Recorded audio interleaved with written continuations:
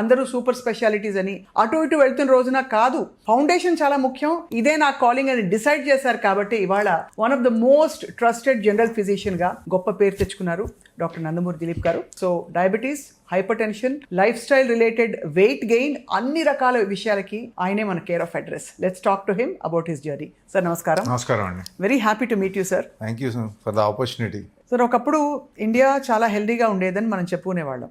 మనది చాలా yogic land, ఇది మంచి వైబ్రేషన్స్, మంచి ఆరా ఉంది ఇక్కడ అని. బట్ ఇవాళ ఇండియా చాలా అన్హెల్దీగా మారింది. కరెక్ట్. దానికి కారణం ఏంటి అంటే కేవలం ఫుడ్ ఎక్కువ తినేస్తున్నారా, రాంగ్ ఫుడ్ తింటున్నారా, సెడెంటరీ లైఫా, ఇంకేమన్నా ఉందా సార్? ఇండియా హెల్తీగా ఉందంటే మనకి అట్ టైమ్ ఆఫ్ ఇండిపెండెన్స్ అనుకోండి, ముందు అనుకోండి, people are healthy but they use to die early.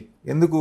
Infectious diseases వల్ల, కమ్యూనికబుల్ డిసీజెస్ వల్ల, టైఫాయిడ్ రావటమో, కలరా రావటమో, మలేరియా వల్ల వేరు వేరు ఇన్ఫెక్షన్స్లో చనిపోయేవారు. ఇప్పుడు అది చేంజ్ అయ్యి మనం అందరము నాన్ కమ్యూనికబుల్ డిసీజ్ వల్ల క్రానిక్ పేషెంట్స్ అయ్యి తర్వాత చనిపోతాం. మన లైఫ్ స్పాన్ పెరిగింది బట్ క్వాలిటీ ఆఫ్ లైఫ్ తగ్గింది. Okay, first thing.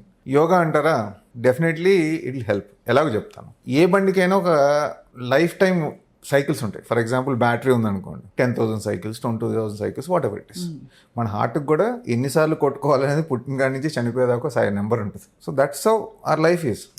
Death is inevitable and definite event. So ఈ హార్ట్ రేట్ ఎంత కొట్టుకున్న దాన్ని బట్టి కూడా తేడా ఉంటుంది కదా. యోగా వల్ల ఏమొస్తుంది? మీకు పారాసింపథెటిక్ నర్వ్ యాక్టివేట్ అయ్యి హార్ట్ రేట్ తగ్గిస్తుంది. హార్ట్ రేట్ ఎప్పుడైతే తగ్గుద్దో డైజెషన్ బెటర్గా ఉంటుంది, మీ లాంజివిటీ పెరుగుద్ది. నిమిషానికి 100 కొట్టుకునేది నిమిషానికి 50 కొట్టుకునేది అంటే ఆల్మోస్ట్ డబుల్ అయింది కదా హార్ట్ రేట్. మనం మీ లైఫ్ స్పాన్ కూడా తగ్గుద్ది కదా.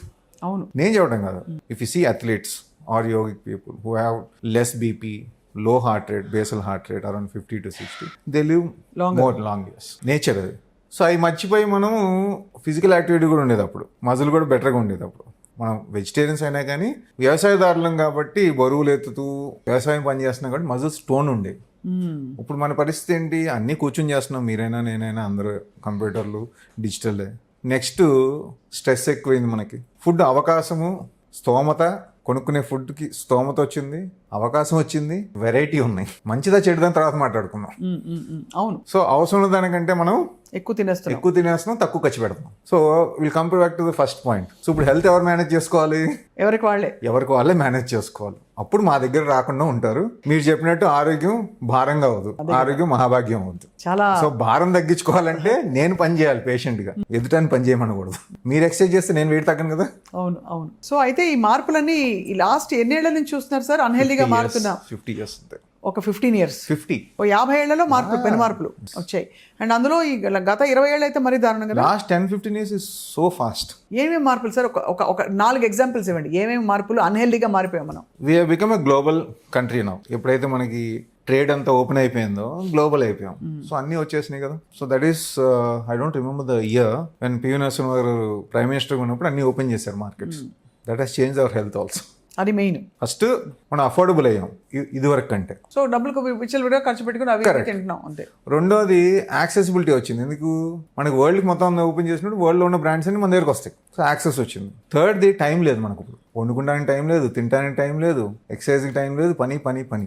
జాబ్స్ వచ్చినాయి, దాంతోపాటు ఇది కూడా రెస్పాన్సిబిలిటీ పెరిగింది. సో మనం ఫాస్ట్ ఫుడ్స్ తింటాం, ఇన్ఎవిటబుల్ అయిపోయింది. ఫాస్ట్ ఫుడ్ పక్కన పెట్టండి. ఇప్పుడు మీరు ఐటీ కంపెనీ ఉన్నారు, మీరు ఇంట్లో తినే క్వాలిటీకి అక్కడ క్యాంటీన్లో ఇచ్చే క్వాలిటీ డెఫినెట్గా వేరుగా ఉంటుంది కదా. అంతే కదా సార్. సో ఈ కారణాల వల్ల గ్రాడ్యువల్గా మనం it has changed our whole system, shift అయిపోయింది. అదే చిల్డ్రన్ నుంచి చూసుకుంటే గ్రౌండ్స్ ఉన్న స్కూల్ నుంచి కార్పొరేట్ స్కూల్కి అయిపోయాం మనం. సో అక్కడ కూడా చేంజ్ అయిపోతుంది. Next 50 years is much worse. ఇంకా వర్స్ సార్. ఏం చూస్తారు? What are you seeing as a doctor? Childhood obesity is more than adult obesity now. ఎవరైనా ఇంట్లో కూర్చొని టీవీలు చూడటము, గేమ్స్ ఆడటం సరిపోతుంది, కానీ ఫిజికల్ గేమ్స్ ఎంతమంది ఆడుతున్నారు? మన ఇంత పాపులేషన్ పెరిగింది కదా, మరి గేమ్స్లో ఎక్కడ రావట్లేదు. So things have change from a active low income society to inactive high income society. We are transformed into that. చాలా అలార్మింగ్ అయితే ఉంది సార్. తర్వాత జనరేషన్స్ ఏం తింటారని. మనం అట్లీస్ట్ చిన్నప్పుడు ఎక్కడో కొంచెం కొన్ని మంచి పనులు చేసి ఫౌండేషన్స్ బాగున్నాయి అందరికీ. సింపుల్ చెప్తానండి, చిన్నప్పుడు మట్లో పడేసి ఆడుకునేవారు, ఎవరు పడించుకునేవారు కాదు. ఇప్పుడు అసలు మట్లోకి వెళ్తే మనమే ఆపుతున్నాం పిల్లల్ని. రీసెంట్ ఫిన్లాండ్ స్టడీ వచ్చింది. మ్యాండేటరీగా వాళ్ళకున్న గేమింగ్ ఎక్విప్మెంట్, జారెడ్ బళ్ళు ఇవన్నీ అక్కడ మనకి ఇదేస్తారు కదా, పడిపోతే దెబ్బలు తగలకుండా కుషనింగ్ వేస్తారు.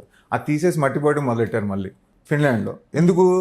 దాంట్లో ఆడిన వాళ్ళకి ఇన్ఫెక్షన్స్ తక్కువ వస్తున్నాయి, ఇమ్యూనిటీ పెరుగుతుందని. అంటే మనం చిన్నప్పుడు చేసింది మనం వదిలేసింది మళ్ళీ వెస్టర్న్ పట్టుకుంటుంది. చాలా చెప్తాను అది.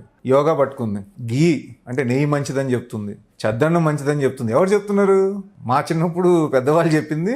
ఇప్పుడు వెస్టర్న్ పాపులేషన్ స్టడీ చేసి అయ్యే మంచి అని చెప్తుంది. మనం అన్నీ వదిలేసి వీళ్ళ దగ్గరికి వచ్చాం. అదే పొరుగింటి పులకూర రుచి కాబట్టి అక్కడి నుంచి వస్తే మనకి తీర్థమైంది.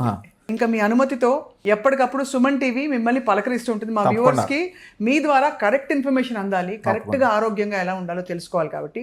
అండ్ మీరు largest organ is the skin అంటారు.